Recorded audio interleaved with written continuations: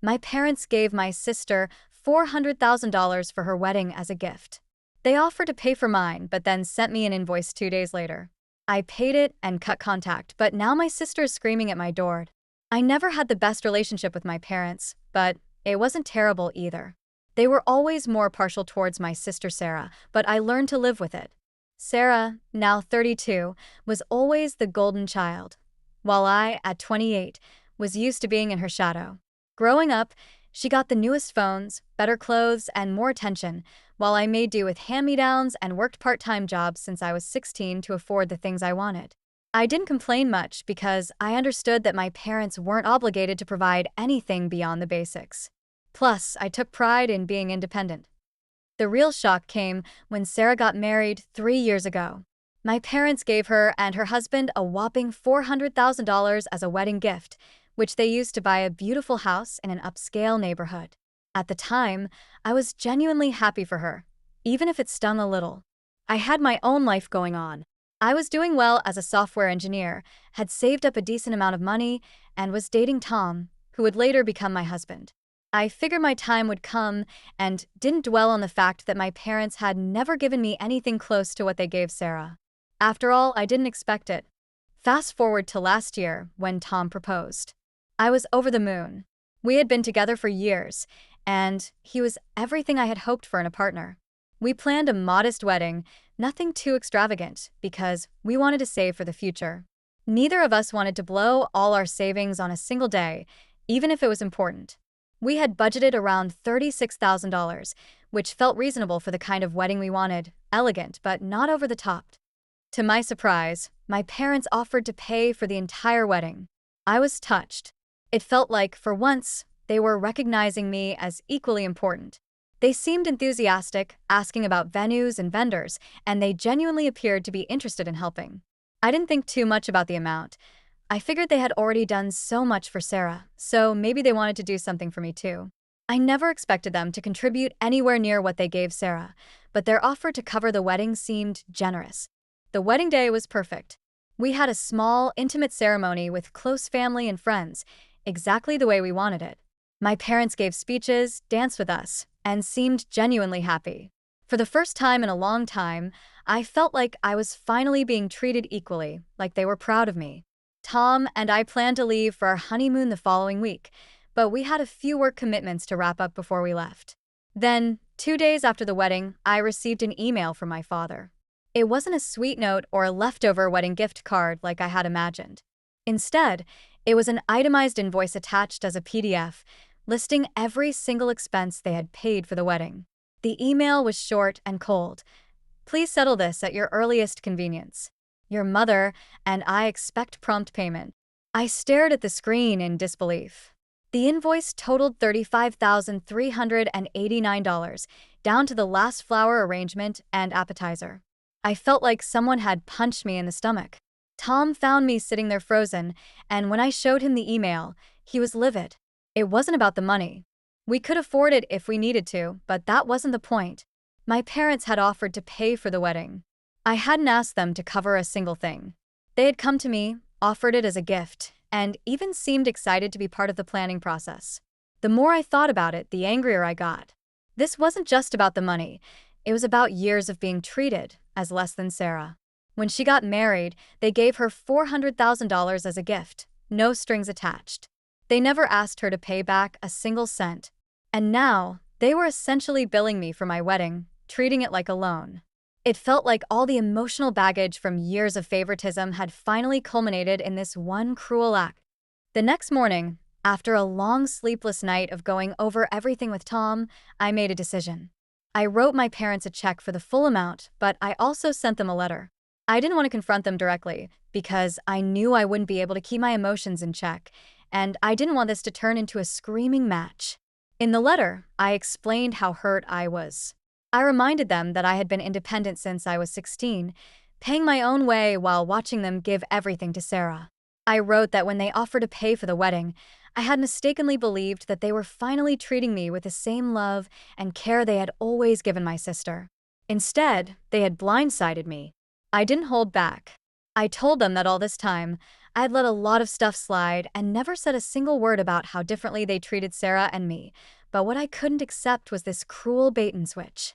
They had made me believe they were giving me a gift, only to turn around and demand repayment, as though I were some stranger, not their daughter. I also wrote that this would be the last financial interaction we would ever have. From that point on, I would decline any future offers of help, support, or gifts from them. I made it clear that I wanted nothing from them in the future, not even an inheritance. I told them they could give it all to Sarah, as they had done with everything else. I sent the check, let her buy, and blocked their numbers. I needed space. Tom supported my decision, and I felt a sense of relief after mailing everything, but then they went radio silent for days. I heard nothing from them, which only fueled the fire for me. Then the messages from extended family started pouring in. Distant aunts, uncles, and family friends began calling and texting, accusing me of being ungrateful and dramatic. They said my parents had done so much for me and that I was blowing things out of proportion. Sarah called me too, yelling about how I was tearing the family apart. She said that I should have just paid the invoice without making a fuss. It was typical Sarah, always taking their side. And why wouldn't she? I haven't responded to any of them. I don't know what to say. On one hand, I feel justified in my actions after years of being treated as second best. This felt like the last straw, and I wanted to stand up for myself. But on the other hand, I keep wondering if I'm overreacting. Am I being too sensitive? Was it unreasonable of me to expect that they would treat my wedding as a gift, like they did with Sarah? Should I have just sucked it up, paid the invoice, and moved on? Tom's family has been incredibly supportive through all of this. His parents were horrified when they heard what my parents had done, and they've been checking in on us every day. But the constant messages from my side of the family are starting to wear me down. I'm questioning whether I made the right decision. Did I handle this the wrong way? Should I have tried to talk to my parents before cutting them off? Or was I right to finally draw a line after years of feeling like I wasn't as valued as Sarah? Now, I am truly stuck, and I am not sure if I'm the one in the wrong. Part of me feels like I had every right to be upset and stand up for myself, but another part of me wonders if I've just created an irreparable rift in my family. Maybe I should have handled things differently. Decided that I was in the wrong, that I was the one causing all this drama, and none of them seemed to care that my feelings were valid. It hurt more than I can express, and it made me question everything about my family, especially the role Sarah always played in their eyes. I didn't respond to anyone. I just couldn't bring myself to do it. I felt so exhausted from all the messages, the guilt, and the constant pressure to apologize and make amends for something I didn't even feel I had done wrong. It wasn't just about the money. It was about respect, fairness, and equality. My parents had crossed a line, and I was done being treated as less than Sarah. Tom, bless him, has been my rock through all of this. He's been supportive and has kept me grounded. He even suggested that we go on a short trip to clear my head, which was exactly what I needed. We spent the weekend away, and it was a welcome break from the chaos. But even then, my phone was constantly buzzing with messages from family, urging me to make things right with my parents. But here's the thing, no one is talking about the real issue. No one is asking why my parents would think this was an appropriate way to treat me. No one is asking why Sarah is so quick to defend them or why she thinks it's okay for me to just accept being treated like this. It's as if I'm the only one who can see how unfair this all is. As I sit here writing this, I still don't know where I stand. A part of me wants to just let it all go, to forgive my parents and move on, but another part of me feels like I've already let so much go over the years. I've sacrificed my own feelings for the sake of family harmony, and I'm not sure I can do it anymore. I don't want to cut ties completely. I don't want to be the person who walks away from her family. But I also don't want to be treated like I'm not good enough, like I have to earn love and respect through obedience and compliance. I still haven't made a decision about what to do next. Part of me feels like I should just give in, apologize, and maybe we can all go back to pretending everything is fine.